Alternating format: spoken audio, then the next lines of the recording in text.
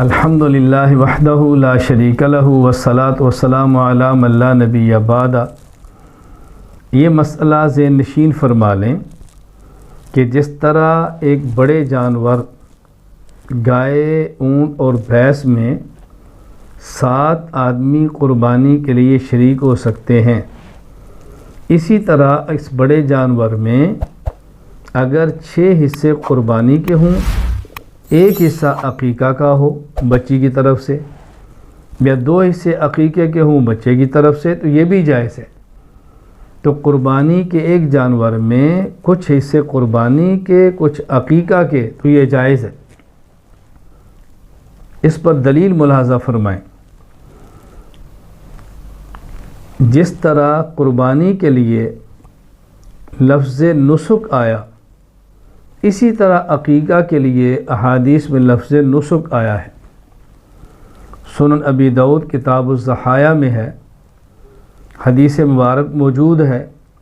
حضرت عبداللہ بن عمر رضی اللہ تعالیٰ عنہ فرماتے ہیں، رسول اکرم صلی اللہ علیہ وسلم نے فرمایا، من ولد له ولد فاحب ان ينسك عنه فلينسك، جس شخص کے یہاں بچہ پیدا ہوا وہ اس کی طرف سے جانور ذبح کرنا چاہتا ہے تو جانور ذبح کرے۔ تو یہاں جانور کے لیے، عقیقے کے جانور کے ذبح کرنے کے لیے لفظ آیا فَلْيَنْسُكْ۔ اور سنن ابی داؤد باب ما یجوز من السن فی الضحایا میں حدیث پاک موجود ہے۔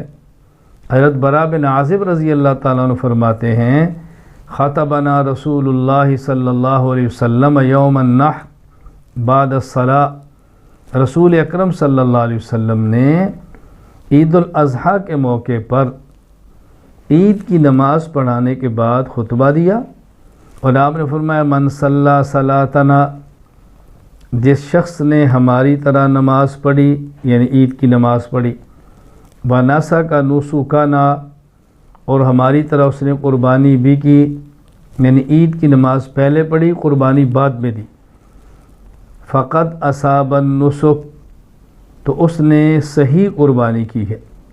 ومن نسک قبل الصلاۃ فتلک شاۃ اللحم، اور جس نے عید کی نماز سے پہلے قربانی کر لی تو اس پر عید کی نماز واجب تھی، لیکن قربانی پہلے کر لی تو وہ قربانی نہیں ہے، ایک بکری کا گوشت ہے جو انہیں ذبح کیا اور کھا لیں گے۔ تو اب دیکھیں، رسول اکرم صلی اللہ علیہ وسلم نے جس طرح عقیقہ کے لیے لفظ نسک استعمال فرمایا، اسی طرح قربانی کے لیے لفظ نسک استعمال فرمایا، تو اس لفظی اشتراک کی وجہ سے حکم کے اندر بھی اشتراک ہے۔ اچھا، اسی طرح رسول اکرم صلی اللہ علیہ وسلم نے جس طرح قربانی کے لیے لفظ احراق استعمال فرمایا، اسی طرح عقیقہ کے لفظ احراق استعمال فرمایا۔ صحیح بخاری کتاب العقیقہ میں روایت موجود ہے، باب اماطۃ الاذی عن الصبی فی العقیقہ۔ حضرت سلمان بن عامر رضی اللہ تعالیٰ عنہ فرماتے ہیں، رسول اکرم صلی اللہ علیہ وسلم کو میں نے فرماتے ہوئے سنا، آپ نے فرمایا، مال غلام عقیقۃ فاحریقوا عنہ دم وامیتوا عنہ الاذی۔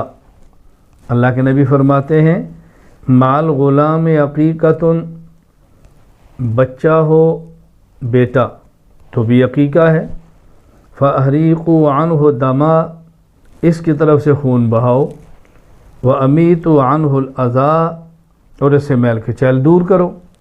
تو یہاں رسول اکرم صلی اللہ علیہ وسلم نے عقیقہ کے لیے جانور کو ذبح کرنا، اس کے لیے لفظ استعمال فرمایا احریقوا عنہ دما۔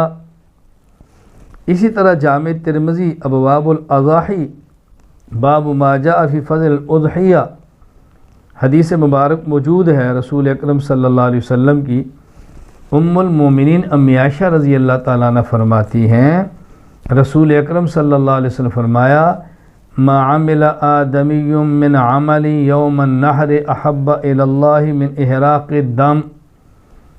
اللہ اکبر، کہ یوم النحر قربانی کے دن انسان کے اعمال میں سے اللہ کو سب سے محبوب عمل وہ احراق الدم ہے، تو قربانی کی جانور کو ذبح کرنے کے لیے لفظ استعمال کی احراق الدم، تو قربانی کے لیے بھی احراق الدم، عقیقہ کے لیے بھی احراق الدم، اس لفظی اشتراک کی وجہ سے ان کے حکم کے اندر بھی اشتراک ہے۔ اور ایک معروف عالم جو حنبلی ہیں، عبداللہ بن احمد بن محمد الحنبلی ابن قدامہ کے نام سے معروف ہے، وہ کیا فرماتے ہیں؟ وَالْأَشْبَهُ قِيَاسُهَا عَلَى الْأُضْحِيَّةِ، فرماتے ہیں کہ عقیقہ کو قربانی پر قیاس کیا جائے، لِأَنَّهَا نَسِيكَةٌ مَشْرُوعَةٌ غَيْرُ وَاجِبَةٍ، لِأَنَّهَا نَسِيكَةٌ مَشْرُوعَةٌ غَيْرُ وَاجِبَةٍ، اس لیے کہ عقیقہ بھی ایک قربانی ہے جو شریعت سے ثابت ہے لیکن واجب نہیں، یعنی قربانی بھی ہے اور شریعت سے ثابت بھی ہے۔ فرق کیا ہے؟ عید الاضحیٰ کی قربانی واجب ہے اور عقیقہ واجب نہیں ہے، لیکن ہیں دونوں قربانیاں۔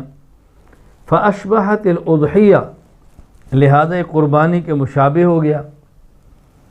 یہاں ایک بات ممکن ہے کسی کے ذہن میں آئے کہ جب عقیقہ واجب نہیں تو قربانی واجب نہیں ہوگی، یہ بات ایسے نہیں ہے، بلکہ جس طرح فرائض ظہر کی 4 رکعت فرض ہیں اور پہلے کی 4 رکعت اور بعد کی 2 رکعت سنت ہیں، اس کے بعد 2 رکعت نفل ہیں، لیکن احکام دونوں کے ایک جیسے ہیں۔ قرات کا حکم، رکوع کا حکم، قیام کا حکم، سجود کا حکم ایک جیسا ہے، حالانکہ ایک عبادت فرض ہے اور ایک عبادت غیر فرض ہے۔